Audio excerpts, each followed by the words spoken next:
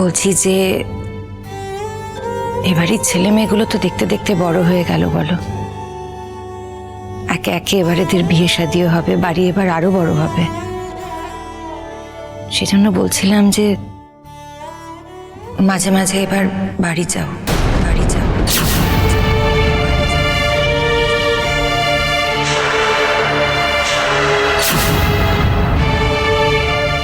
বাড়ি যাব? তোমাদের বাড়ি, তোমার দাদা বৌদি ভাইপোর কাছে, দাদা বৌদি ভাইপোর কাছে, বৌদি ভাইপোর কাছে।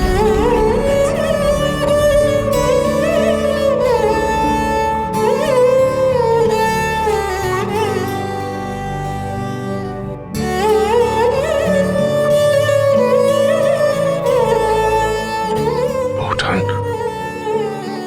তুমি আমায় চলে যেতে বলছো? চলে যেতে বলার মতো দুঃসাহস আমার আছে কি?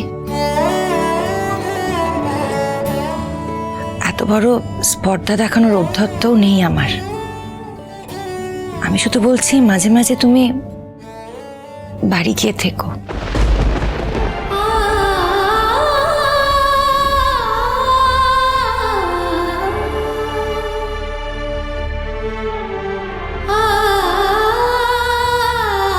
তুমি হয়তো ভাবছো খুব স্বার্থপরের মতো কথা বলছি, নিজেদের সব মিটে গেছে আর এখন আমি তোমাকে।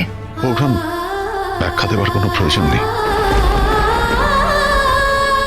তুমি যখন আমাকে এই বাড়ি থেকে চলে যেতে বলছো, তখন আমি এই বাড়ি থেকে ওই বাড়িতে গিয়ে থাকবো কি থাকবো না সেটা তো পরের কথা। এই বাড়ি থেকে অন্তত আমার চলে যাওয়া উচিত। বোকার মতো কথা বলো না তো। এই বাড়ি থেকে চলে যাওয়ার জন্য আমি তোমাকে কথাটা বলেছি? এ বাড়ির থেকে যাতে বাড়িতে গিয়ে থাকতে পারো, কথাটা তো তাই বলেছি। ভেবো না বৌঠান, আমি তো একা মানুষ, বলো। কে আছে আমার? আমার কি কোনো পিছু টান আছে? নেই তো। তাই এই বাড়ি থেকে বেরিয়ে ওই বাড়িতে গিয়ে থাকবো, নাকি অন্য কোনো বাড়ি কিনে সেখানে থাকবো, নাকি অন্য কোনো শহরে, নাকি অন্য কোনো দেশে, নাকি অন্য, সে ব্যাপারে অন্তত আমার নিজস্ব চয়েস থাকা উচিত, তাই না বৌঠান? সেই ব্যাপারে অন্তত তুমি আমায় জোর করতে পারো না। নতুন ঠাকুরপো, ও নতুন ঠাকুরপো, তুমি আমার উপর রাগ করলে? রাগ করিনি বৌঠান, আমি তো তোমাদের অবস্থাটা বুঝতে পারছি।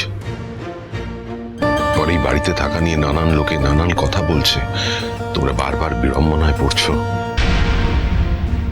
এই তো আগামীকাল বুবলাইয়ের শ্বশুর বাড়িতে আশীর্বাদ, সেখানে আমার যাওয়া নিয়ে কথা উঠছে। অন্যদিকে তোমরা আমাকে না নিয়ে যেতেও পারছো না।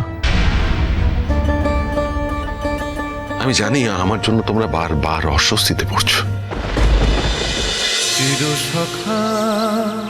চিরসখা সোম থেকে রবি প্রতিদিন রাত ৯টায় স্টার জলসায় ও জিও হটস্টারে।